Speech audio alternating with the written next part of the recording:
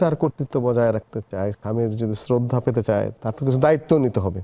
দায়িত্বহীন স্বামীর প্রতি সাধারণত মানুষের শ্রদ্ধা থাকবে না। কাজেই পুরুষের দায়িত্বশীল থাকতে তো হবে, উপার্জনও তাকে করতে হবে। অক্ষম হয়ে গেলে কিছু করার নেই, মানবতা তো আর কোথাও রোধ করা হয় নাই।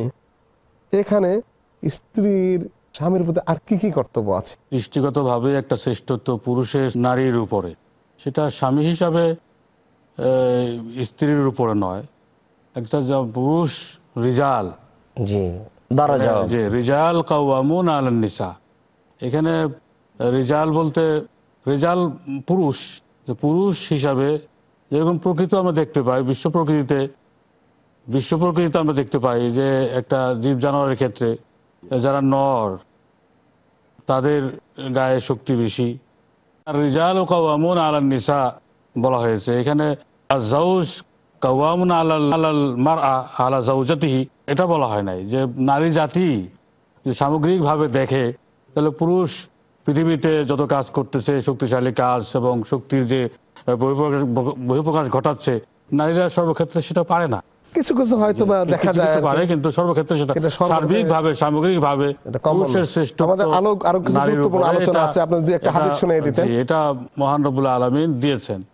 তারপরে যখন তারা স্বামী স্ত্রী হিসেবে আবদ্ধ হয়, তখন ওই শ্রেষ্ঠত্ব থেকে একটা শ্রেষ্ঠত্ব, এবং বিশেষ করে নারীর ব্যয়ভার, খরচের ভার, দায় দায়িত্ব, এটা যেহেতু পুরুষ বহন করে, এই জন্য পুরুষ স্বামীকে একটা শ্রেষ্ঠত্ব দেওয়া হয়েছে, যেটা অভিভাবকত্বের শ্রেষ্ঠত্ব।